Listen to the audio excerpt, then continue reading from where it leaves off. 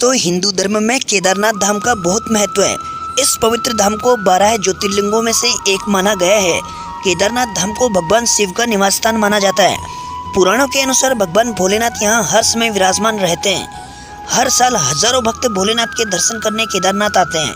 मान्यता है कि जो भक्त सच्चे मन से बाबा के दर्शन करने केदारनाथ जाते हैं उसकी सभी मनोकामना पूर्ण होती है।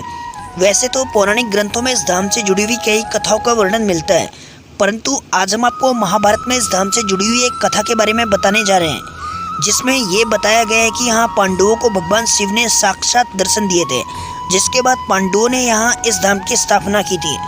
धार्मिक ग्रंथों में वर्णित कथा के अनुसार महाभारत युद्ध में विजय के पश्चात पांडवों में सबसे बड़े युधिष्ठिर को हस्तिनापुर के नरेश के रूप में राज्याभिषेक किया गया। उसके बाद करीब 4 दशकों तक युधिष्ठिर ने हस्तिनापुर पर राज किया। इसी दौरान एक दिन पांचों पांडव भगवान श्री कृष्ण के साथ बैठकर महाभारत युद्ध की समीक्षा कर रहे थे। समीक्षा में पांडवों ने श्री कृष्ण से कहा कि हे नारायण, हम सभी भाइयों पर ब्रह्म हत्या के साथ अपने बंधुओं की हत्या का भी कलंक है।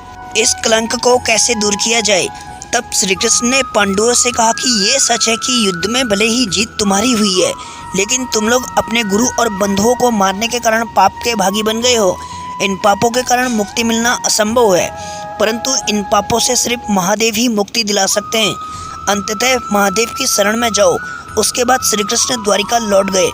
उसके बाद पांडव पापों से मुक्ति के लिए चिंतित रहने लगे और मन ही मन सोचते रहे कि कब राजपाट त्याग कर शिव जी की शरण में जाएं। उसी बीच एक दिन पांडवों को पता चला कि वासुदेव ने अपना देह त्याग दिया है और वे अपने परम धाम लौट गए हैं। ये सुनकर पांडवों को भी पृथ्वी पर रहना उचित नहीं लग रहा था। गुरु, पितामह, सखा सभी तो युद्धभूमि में ही पीछे छूट गए थे। माता, ज्येष्ठ पिता और काका विदुर भी वन आगमन कर चुके थे। सदा के लिए सहायक श्री कृष्ण भी नहीं रहे थे। ऐसे में पांडवों ने राज्य परीक्षित को सौंप दिया और द्रौपदी समेत हस्तिनापुर छोड़कर शिव जी की तलाश में निकल पड़े। हस्तिनापुर से निकलने के बाद पांचों भाई और द्रौपदी भगवान शिव के दर्शन के लिए सबसे पहले पांडवकाशी पहुंचे, पर वो वहां नहीं मिले।